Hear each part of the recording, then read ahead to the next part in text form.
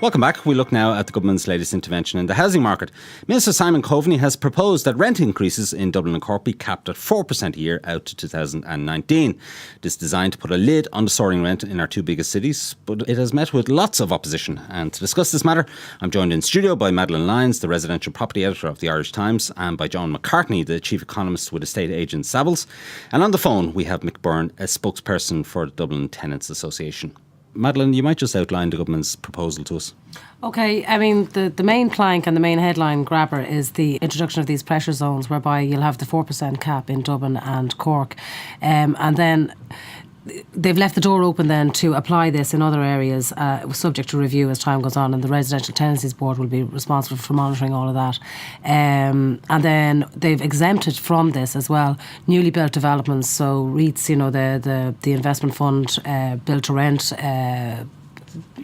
structures, and any vacant homes that have been refurbished.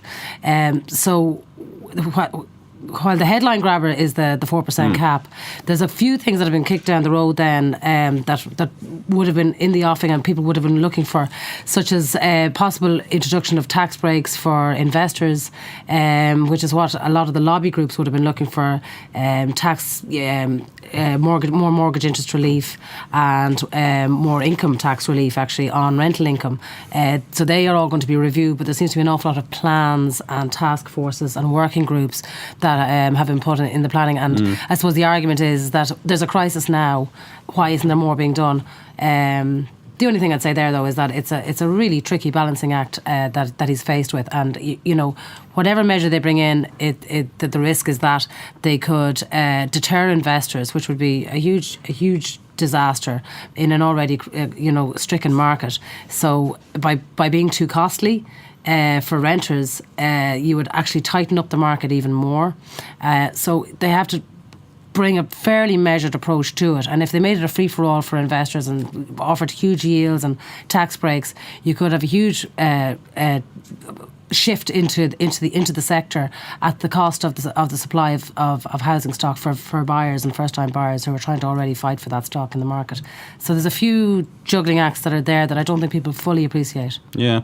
John McCartney, why do we need this intervention?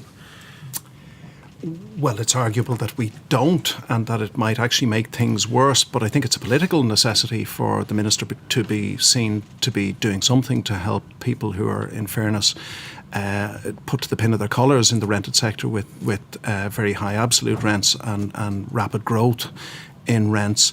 So it's debatable whether it hangs together from an economic point of view. Most economists, I think, would eschew interventions in the market like this. But I have to say that,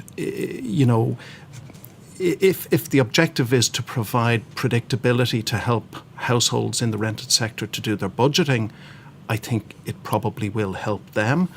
And as Madeleine says, the biggest risk perhaps, is that it will deter investment and reduce the supply of properties, which would be counterproductive because that would just put more pressure on rents in the longer run.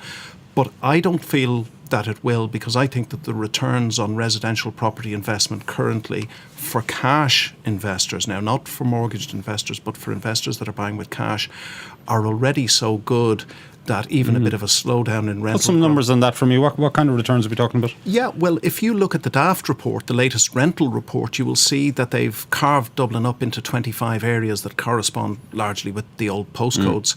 And in 19 of those 25 areas, the gross yield on residential property investment on average is over 5%. In 19 of the 25. That's gross, so that's what, before tax and so forth? And expenses, landlords' expenses like registering, a lot of the it, RTB, which can be and all of written that. Off against tax, I presume. Some of it can. Not so much.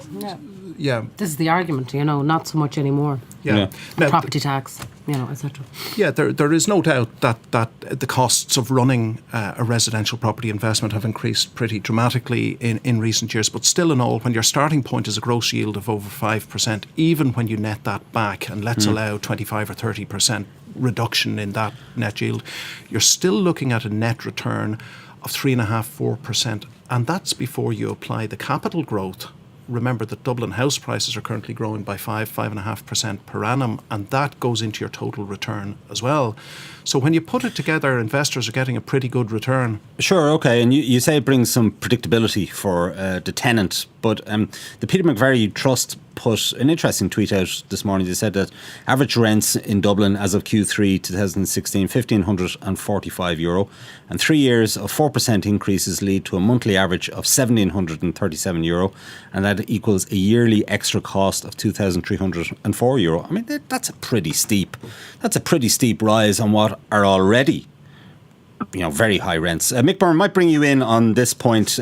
Where does the Dublin Tenants Association stand on this plan? Well, on the one hand, we, broadly welcome any measure that would take some of the heat out of the rent increases that we're seeing in Dublin over the last 2 to 3 years. But on the other hand, what we were promised was a national strategy for the rental sector, but what we've got is a half-hearted emergency measure. And I say that for two reasons. First of all, this is very much being pitched as an emergency measure to limit rent increases in some areas to 4% per year, and that doesn't address the fundamental affordability problem in a decisive way, as you've just mentioned. The other reason I say that is because any strategy for the rental sector has to be judged on the basis of the protections it provides for tenants and the issue of security of tenure. And there's absolutely nothing, not a single word, in the document to address those issues. So that's extremely disappointing, and it's really unacceptable, given that Fine Gael have been in power now for 5 years or more, that we don't have something much more decisive here to address the crisis. You're a support group for people living in Dublin 7, I think I'm right in saying. Just tell us a little bit about the experience for renters in Dublin 7. Well, we work with tenants from across Dublin, although we're based in Dublin 7, and it's really it's an absolute horror show, the things people are dealing with. When rent increases, it's very common for us to see rent increases of between 20 and 40%. I would say the majority of cases that we deal with are rent increases of more than 20%. It's very, very common to find tenants who are, whether they're working or not working, who are afraid of becoming homeless. And what you've got to also really appreciate is that this rent affordability problem is happening in the context of zero security of tenure for tenants. And I'd just like to give some examples of that, because I think it's really important that we appreciate it. First of all, at any point in the first 6 months of your tenancy, your landlord can evict you for no reason whatsoever. And so if you imagine you go on holiday and you rent a car, and you rent it for a week, but after 24 hours you're called and said, sorry, we just changed our mind, give us the car back. That would be a ridiculous way to run a business. But imagine when that's your home you're talking about, right? On top of that, if your landlord wants to use the property for family use, they can evict you at any time during your tenancy. So again, imagine you rent a car, 24 hours later they ring you up and say, sorry, my cousin needs that car, I'm going to need it back. That's ridiculous. Without notice? There is no basis for having such a carte blanche for landlords.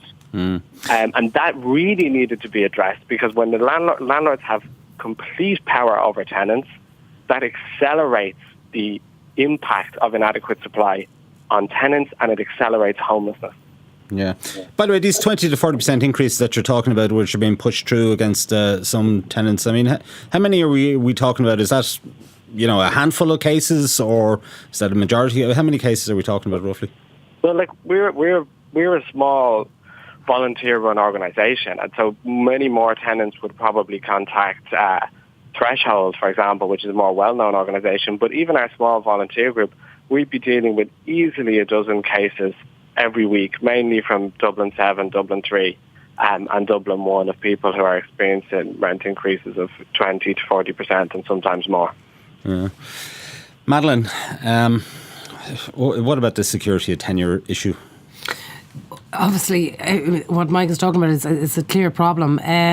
I do think it was alluded to in the document yesterday. I mean, it's and it's part of this kicking the can down the road. But they did talk about a move from 4-year to 6-year tenancy, and that's as a first step towards tenancies of infinite duration. So, to be fair, it has been included in the document, but it's not going to happen today or tomorrow. In terms of the soaring rates, I mean, we have Mike's experience there. But similarly, I mean, some of these major rises, they apply to headline rents that come out on a monthly basis. So you've got a full stock of maybe over 330,000 houses or units to rent in the country at the moment. And every month then when we look at these monthly increases, they apply to 20 to 30,000 properties. So there's a whole tranche of other stock that's out there that hasn't been increased in the last year or two. I'm not saying there isn't a crisis, there isn't a problem, but we are in a pressure zone, and there are, I think the measures are trying to address those. But there are other areas where people have been on rents for a very long time, and in a lot of cases, landlords don't particularly want to increase rents if they've got a decent tenant, etc. They don't want to change it. So, if you're in Dublin 7, you're going to see that, and that doesn't make it any easier for the people in Dublin 7. But is it endemic throughout the country? I'm not so sure, and that's why they have to try and take a targeted approach to this, and it's tricky. Yeah, John. Fianna Fáil don't seem to be in favour of this on a number of levels. One, they don't agree with the 4% increase. They think it should be lower. And secondly, they feel that it should be extended to other parts of the country, not just Dublin and Cork, but some of the bordering areas around Dublin and some of the other large urban areas, Galway, Limerick, etc. What's your view? Yeah, well, I would agree with Madeleine that what we do see really is the decoupling of rental growth in the major urban conurbations from what's going on in the rest of the country. And I think if you're going to do anything, a targeted approach is appropriate. Now, they've identified Cork and Dublin initially, but they have left the door open, as Madeleine said, to designate further areas in due course if required. But so I wouldn't have a problem with targeting Dublin and Cork. I think there is an argument that the commuter belt could have been included, because I know I live in Kildare, and I know that market is, the vacancy is razor thin and rents are high and growing rapidly. So I think there is an argument for that. But all of this has to be put in the context of Help to Buy and the relaxation of the central bank rules as well, which came in over the last 6 or 8 weeks together. And in combination, I think what they will do is they will make it easier for first-time buyers, particularly in Dublin, to get on the housing ladder and to buy properties. And that will reverse a trend that we've seen over the last 3 or 4 years, where people couldn't buy their own properties because of restrictive mortgage lending, and they were conscripted into the rented sector when they didn't really want to be there. And I think some of those people will now divert to the owner-occupier market, and that will take some But where's the supply going to come from? Because what are we building? 10, 11, 12,000 units a year when demand is probably 25, 30,000? Yeah, I mean, if we think of it in terms of the number of households, in the last 12 months, there has been an increase in Dublin of over 10,000 households, and we've built about 3,400 housing units to accommodate them. So a market that's already tight has got a lot tighter in the last 12 months. Now, that's not going to be addressed overnight, to be fair to the Minister, in other parts of his plan, he has made provision for increasing the supply and getting that pipeline of production running again. But in the short term, and speaking specifically about the rental sector, I think that Help to Buy and the relaxation of the mortgage rules, which I wouldn't be particularly in favour of either of them, but they will make it easier for people to buy, and that will have at least the benefit of taking some heat out of the rental sector. Now, the other side of it is it'll be inflationary for the owner-occupier sector, but that's probably a discussion for another day. Yeah, I think it already has in certain parts of the country. Madeleine, any sense of how the landlords feel about this? We saw a dip in the share price of IRES, the REIT listed in the Irish market, and it's the biggest, I think it's the biggest landlord in the country, over 2,000 units. Yeah, I mean, I think that's a one-day wonder kind of reaction. I don't think it's going to be, well, I'm not going to predict, but I don't think it's going to be long-term. I think, actually, this plan has, above anything else, almost prioritised protecting the build-to-rent sector, so these REITs. I think there seems to be very little appetite to nurture a kind of a private landlord sector within the country. I think they're much happier to see these big conglomerates come in and build their specific build-to-rent buildings. And I'd say the lobby group came in heavy on them as well, because I think they've been quite well secured and protected with this. If you look at the 4% cap, I mean, it's a guarantee of income for them, essentially, and that's the priority that's come out of yesterday's report. So, and 4% is a good return in this really low yield environment that we're in, with interest rates over 3 years is 12%. You know, what would you get if you had it on deposit in the bank? Mick Byrne, what would the Dublin Tenants Association like to see done in terms of supply? Well, I think when you look at supply, you've always got to look at the housing system as a whole and not at one particular sector. So I don't think it's fair to say that we need an increased supply of private rental accommodation, because if we had increased supply of social housing or owner occupancy, then, as John was saying, that would take some of the heat out of the private rental sector. I think overall, the key issue is that the market is in a heap. I mean, that's quite clear, and that's where all of the problems are stemming from, both on in terms of the provision of finance and in terms of development itself. So for anything decisive to happen, it's going to need to be the government that takes action. So we would want to see immediately a significant building programme of social housing or affordable rental housing, in which the government takes the lead and in which the tenants' right to housing is prioritised. John, are we going to see a situation in Dublin in particular in the years ahead where people are going to be renting rather than buying? That's just going to be the mindset, as we see in other, as we see in major capital cities around the world, because it's simply too expensive to buy. It's just not affordable for a lot of people. Yeah, I think that is a distinct possibility, that we're moving towards a sort of a London on the Liffey type scenario where people really have given up the idea of home ownership, and at least that would have been my view maybe 8 weeks ago. Now, I think the moves that we've seen regarding Help to Buy and the relaxation of the central bank rules will go some way to changing that. I mean, the effect, I just ran a little worked example on Help to Buy, and the effect of Help to Buy in combination with the relaxation of the mortgage rules is that if you wanted to buy a house that was worth €250,000, the deposit that you would need to do that deal in the past would have been 11.2%, and that has come down to 5%. So it's made it a lot easier for people to get onto the housing ladder.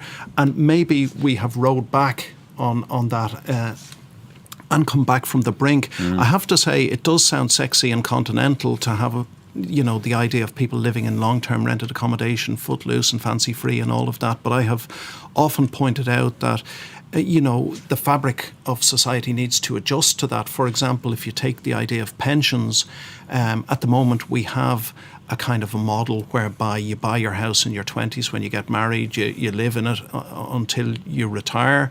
By the time you've retired, you've paid off your mortgage and you live rent-free for the rest of your life. And on that basis, you can survive on a pretty modest pension, and that's what most of us will end up with, actually. However, if you're going to be renting all your life, then what are you going to do when you retire? Because your income dries up. Yeah, and you've got ongoing costs of housing. So basically people need to adjust their pensions provision right away if that's where we're going to go. And I don't see any sign of that. I don't see the savings ratio adjusting, for example. I don't see pensions coverage increasing that dramatically. So I think it's a possibility, but I think it's a more remote possibility than it was a couple of months ago. And I think what we're seeing really is a political reaction to people objecting really to the idea of the loss of home ownership as an aspiration. Yeah, there's probably also the issue about the nature of the rent of the housing available in the rental sector in Ireland. It's just not the same as it is in Paris or London or New York or whatever, where you've storage and you've basements and you've this, that, and the other. Whereas here, the units just aren't practical in many cases for raising a family. Madeleine? Yeah, I'd be inclined to agree. But I mean, the introduction of the REITs, has changed it, hasn't it? It has changed it, absolutely. Yeah, some of those places are very nice now. Yeah. What about empty units? Do we know how many empty units we have in Dublin? Houses that aren't, or apartments, etc., that aren't being occupied for one reason or another? I don't have the figure. Well, yeah, I have the statistics here. So, in terms of a vacancy rate, nationally, according to the preliminary census volume from 2016, 12.8% of the housing stock is vacant, which is probably plausible. I think where we start getting into the realms of implausibility are when we start to look at the vacancy rates in Dublin. According to the preliminary census volume, the vacancy rate in April 2016 in Dublin City Council area was 9%. And to me, that just is a red herring. That just does not seem to be plausible. And I suspect what has probably happened is census enumerators have had difficulty accessing apartment blocks. So that's almost 1 in 10 properties effectively vacant, again, for one reason or another, who knows? Well, if you believe the numbers, but it might just be that the enumerators couldn't get into the apartment blocks because Dublin City has a high density of apartment type dwellings compared with other regions of the country. And I suspect that that's partly behind that. So I personally don't believe it. And I wouldn't put any great hope or store in the idea that we can resolve the housing crisis through more intensive utilisation of the existing stock. That to me... Yeah. Madeleine, just coming back to the supply issue, you're talking to developers all the time, I'm sure. Are you getting any sense that there's a real increase, a meaningful increase in supply coming on stream now, and that in the next few years we might be getting to a situation where supply will meet demand? Yes. Yeah. I mean, I'm currently working on something that would look at what's coming on the new homes front for next year, and it's a fairly exhaustive list. There's lots and lots of planning out there, and these aren't pipe streams either. They're in the ground now. They're planning to launch in spring. They're planning to launch in autumn of next year for sale, so people can be in by Christmas. So there's a very healthy flow, I would believe, coming through. So how long before we get that equilibrium? Oh, I would say maybe 3 or 4 years. Right, still. Yeah. I'm inclined to agree with that. I mean, currently, based on population growth and dilapidation of the existing stock, we probably need to be building 25,000 housing units per year nationally. But of course, that doesn't take us up to a natural vacancy rate. We're currently, I believe, well below the natural vacancy rate for the market, and we have to replenish that naturally vacant stock as well before we have any kind of a functioning market. And John, we've had plenty of interventions from the government in the housing market over the years. Even in the pre-crash years, we had, I think, 3 reports from Peter Bacon on measures that the government might implement to help resolve the problems that were evident at that time. Have any of these measures ever worked? That's a very invidious question, Ciaran.